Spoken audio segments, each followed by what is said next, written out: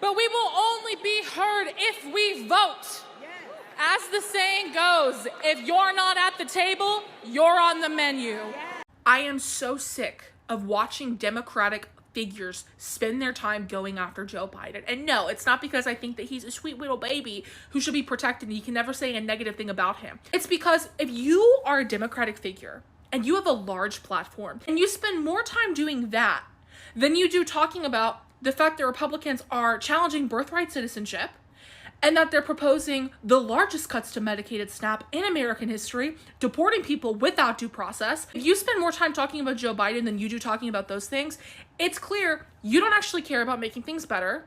You just want to make yourself look better and distance yourself from him because you think it's going to make you more electable in a Democratic primary. And the only person who I have seen answer this question in a way that I thought was not only acceptable, but I thought had a real string of leadership to it was Pete Buttigieg, who was basically like, should he have run for re-election? Maybe, maybe not.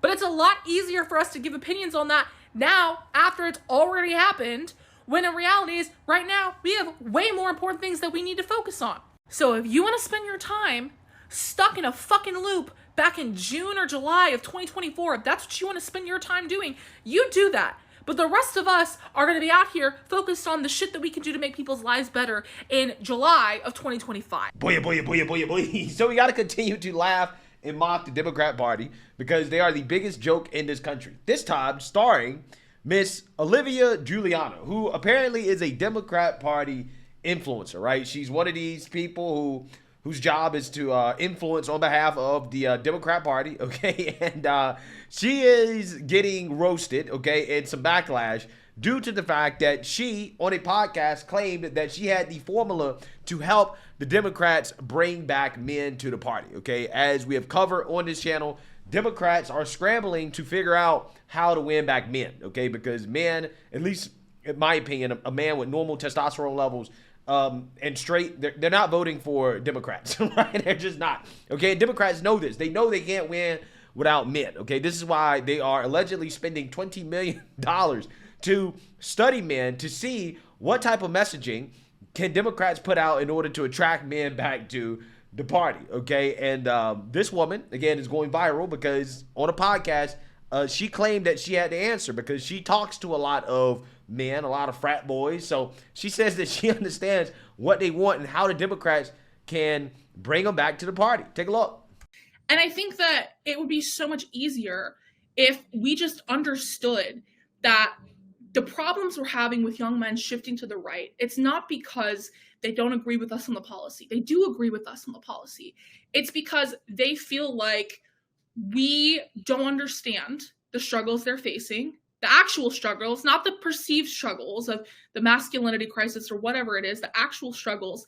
And instead, we just kind of want to blame them for all of our problems. Right. I think there's a lot of that I just fully agree with. I mean, we just don't message to men, right? And I was like we don't message in a way that resonates to men. Like something that you kind of responded to that I've seen a lot is, well, the reason why Republican messaging resonates with men is because men want bad things, right? It's like men want to have sex and like own women, right? Like they want to dominate everybody. And Republicans say, you get to do that. And then Democrats can't say that. So we just lost men, it's over, right? Like, what are you talking about? Like a lot of times it will be men that are liberals who will like agree with that shit. I'm like, dude, what is going on? Like there's a lot of men that don't think that way, obviously. And it's just such a negative view to take on like half of the human race. Well, I also think it's just so abundantly clear that the people who say these things don't actually spend time talking to young men. You know this because we know each other in real life, but I spend a lot of time on college campuses, and I spend a lot of time with young men. I love young men. I love frat guys, and in that I realized like even the ones that identify as conservative are almost always pro-choice. They're almost always pro-gay marriage. You'd be surprised at the number of them who supported Black Lives Matter. And so I feel like people just kind of lump them into this box when the truth is, again, a lot of them are with us on the issues. They're just not part of our coalition because they feel like they're not welcomed in it. They're not talked to, right? And yeah, they're not welcome. That's true. Like there's a lot of times where it's like being like masculine characteristics or seem like they're frowned upon, and they're kind of welcomed and championed by the Republican Party. And like masculine characteristics are not characteristics that are intrinsically bad, right? And I think that some Democrats have presented it that way. Now, obviously not most Democrats, but it's like this perception that a lot of guys have had. In terms of so this clip went viral for obvious reasons because you have a Democrat Party activist and influencer who claims that she has the answers, right? And she says that the conservative men that she talked to, well, they like gay marriage, they like BLM, and they like abortion, right? You can't make this up. You really can't, okay? I mean, the Democrat Party is a full-blown clown show at this point. Seriously. And Don Jr., right, and others have responded to this. And he says, quote, I 100% endorse this Democrat activist being put in charge of Dems' campaign to appeal to young men. I agree with Don Jr. I support it too, right? I support it as well too, okay? Because I think if Democrats put people like this out in front, right, of their outreach to men, I think that they're in for a rude awakening in regards to winning men back, okay? And again, this clip went viral. There were a bunch of people who who responded to this, and she got really upset about the backlash that she received for her take on how to win back young men. She's very, very, very upset. Take a look. How the fuck did he use my weight loss as an insult?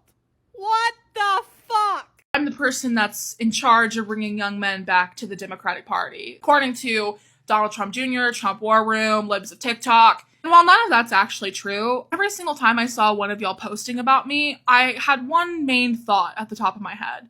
Y'all are a bunch of... Y'all are the ones that made it about a woman and her identity and the way that she looks. Something that y'all consistently claim the Democrats do. You don't actually give a fuck about young men. Instead, a lot of you want to talk about my weight. You're using pictures of me from about 65 pounds ago. So let me ask you this.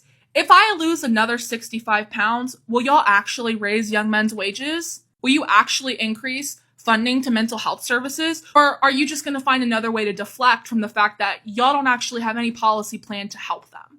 Y'all can keep making this into some kind of big joke of, oh yeah, let's send her to every frat house in the country. I'm not afraid to go into frat houses or to go to college campuses or to talk to Republicans because unlike y'all, I don't think that they're all shallow assholes. I think that they're actual people who can hold a conversation. But clearly, based off the way you talk about them and the way that you treat them, you think that they're dumb as shit. Well, I actually don't. So I'm going to continue to advocate for young men to get the policy agenda that they do deserve. And I'm going to continue to lose weight. And then maybe when I finally do drop that next 65 pounds, we can revisit this conversation and see if you can actually stand on business. Because this time, none of you fucking did. Yeah. So you see that, you heard that. Okay.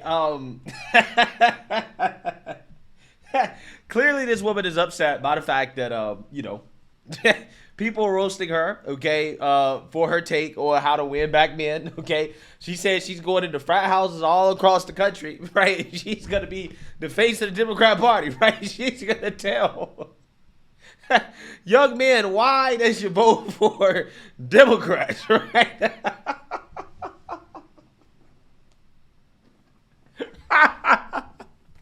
Oh, my God. Wow. Wow, incredible. Absolutely incredible. Hey, if this is what Democrats want to do, great, right? If they want to go with this strategy of, well, let's just message different, right? Let's talk to men differently, right? Let's not actually, change who we are fundamentally as a party. No. We just need to frame it a little bit differently, right? We need to sell a shit sandwich. In a different way, we need to put a bow on it, right? And give it to men. That's essentially what the strategy is from Democrats. And it's just so hilarious to me because it's all so fake, right? It's so fake, and they make it very clear how fake it is. Like, for example, they're having conversations about how they can create a Joe Rogan, right? They want to create a Joe Rogan out of thin air. All right, there's no doubt that podcasts and influencers played a pivotal role in shaping the 2024 election. Shows like the Joe Rogan Experience certainly helped Donald Trump and Republicans connect with millions of Americans, including key swing state voters and younger audiences. And now Democrats are looking to replicate that model. According to the New York Times, liberal strategists are pushing the party's rich backers to help assemble an army of left-leaning online influencers to create their own podcast empire. But as the Time notes, right-leaning touchstones like Rogan's podcast were not built by political donors and did not rise overnight. So can the party really podcast their way back into power? What do you think of that line? Podcast their way back into power was powerful. Yeah. Powerful line. A lot of them. Beautiful. Yeah. Beautiful. Yeah, Jason is back with us. So first of all, give us this. First, I mean, your take on this theory that somehow if you had the right podcast, it would have landed better. Voters would have reacted. Because I'm old enough to remember Joe Rogan coming out in support of Bernie Sanders. I know. When the Democratic Party was like, we don't want to have anything to do with Bernie Sanders. If they would have at the time said, okay, let's see what this populist message is. And if it does resonate with voters, maybe Joe Rogan today would be right. The Joe Rogan of the left. The Joe Rogan of the left. They had the Joe Rogan of the left. He endorsed Bernie, but it's a little weird to try and reverse engineer it this way. Right. And I'm not saying I don't want somebody to give me lots of money. I have a podcast. You'd accept the job. I would accept it. But it's a little weird to reverse engineer it. It's like kind of like you want to write a book, but you make a movie of it first to write the book. Right. It's like not the natural order of things a little bit. I do understand wanting to right some of the wrongs from 2024. Yeah. So again, like I said, Democrats think that they can just fake their way into winning back men, right? This is what they think. They can podcast their way into winning back men, okay? And they're not trying to do it in a way that is authentic, right? They're trying to do it by paying for podcasters, right? Paid influencers, right? Let's have these dudes come out here and pretend to be what we believe men want, right? And that'll work, right? That'll get men to vote for Democrats, right? This is what they believe. I mean, it is really stunning how President Trump has essentially broken this party, right? I mean, he really has. Okay, the party's at the point now that instead of just accepting the fact that, hey, we're too far left, we have pushed away a lot of people and our policies suck. Instead of just accepting that, no, we're not gonna change who we actually really are. Okay, we're not going to rebuild a party from the ground up and actually have masculine men lead. No, they're not gonna do that, because if they do that, they're gonna push away their woke base, right? That's what they're gonna do. Okay, if they do that. So instead of doing that, again, they want to put clown makeup on, right? And come out here and pretend as if, oh, well, hey, don't you men just love abortions, right? We know you like BLM. We also know that you like gay marriage as well, too. Okay, those are very masculine things to like. Okay, that is essentially what they're doing, right? They're basically trying to reframe their far left policy positions as, well, masculine men can be into BLM, right? Masculine men can be into LGBTQ. And abortions, right? Masculine men like abortions too. Okay, this is what they're trying to do, right? It's so fake, and that's why this woman is being roasted. She thinks that she's being roasted solely because of her weight. No, it's because of the fact that there's nothing authentic about this at all. So yes, you're gonna get roasted when you go on the internet talking about how you can win back men, right? By claiming that men like BLM, abortions, and LGBTQ. We gotta frame it right?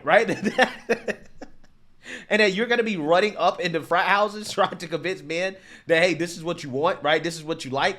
Yeah, again, it's laughable, right? It is laughable. This is why you're being roasted. It's not just because of your weight, okay? So again, in this post here, again, she's getting absolutely destroyed. So let's read this. Paul A. Saipula says, you're not winning any men back, not because you're fat, but because you're an awful person. You clearly have a chip on your shoulder. This person under this says, I translated back into your native Hutsti. This is what he posted. Solo Tokima Chaya.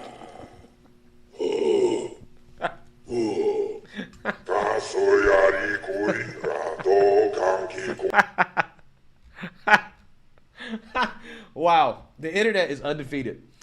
Matt Paula says, I wholeheartedly endorse you going to talk to frat boys about politics. You got them, girl. Yeah, I agree too, right? I agree as well too. Okay, I'll wholeheartedly endorse Democrats running this up, right? Run this up, right? Again, run this in 2026, run it in 2028. This is how Democrats are getting back men. Oh, man. This person says, the party that fights to bring in tens of millions of foreign workers to work as slaves thinks is raising wages. Yeah, I mean, hey, I'm just saying. Again, these are the same people, as pointed out here in this post, the same group of people that lowered the wages of young men because they made up the wage gap issue are now telling you that young men don't make enough and it's the Republicans' fault. This person says, 65 pounds ago, Olivia, it's not about your weight. It's about the fact that your policies suck. You and the Democrats demonized Americans for decades while intentionally destroying the country and gaslighting Americans that it is good to accept illegal immigrants. It's good to pay 12% inflation. It's good to trans your child. You're part of the problem, not the solution. This video proves you don't understand the first thing about everyday Americans. Save yourself the embarrassment and stop trying. Yeah. So, yeah, I personally think that this woman is very kind of naive, right, about her ability to win men back. I don't think that she has the answer. I don't think that David Hogg has the answer. I don't think that any of these people in the Democrat Party have the answer, because the answer lies within abandoning the far left, and they're not going to do it, right? The Democrats are not going to cut off the lunatics, okay? The Democrat Party has become a party of freaks, weirdos, high-calorie women, and low testosterone men, right? That is what they become a party of, okay? And until they distance themselves from the freaks and the weirdos, right, from the far leftists, they're not just in danger of never getting men back, right? They're in danger of losing just anybody that's sane in this country, right? Man or woman, okay? Anybody sane in this country is running away from the Democrat Party because they are too far left, okay? And until they become a moderate party, right? A moderate party with actual masculine male leadership, they're not going to win back men. They're not going to win back sane people. They're going to continue to lose, again, the sane people, right? The reasonable people in this country. That is just the reality of the situation. You're not going to be able to influence your way out of it. You're not going to be able to podcast your way out of it. You're not going to be able to consult your way out of it. You're not going to be able to spend millions of dollars studying men like animals to get out of it. That's not how this is gonna work, right? You have to rebuild a whole party. The whole Democrat Party, top to bottom, needs to be rebuilt. Anything less than that is going to be a complete and total disaster, because these people are in bed with far left lunatics who just turn off anybody with some common sense that is sane, that is reasonable in this country. And that's what these people need to understand. It's your policies, okay? Your policies are the problem, okay?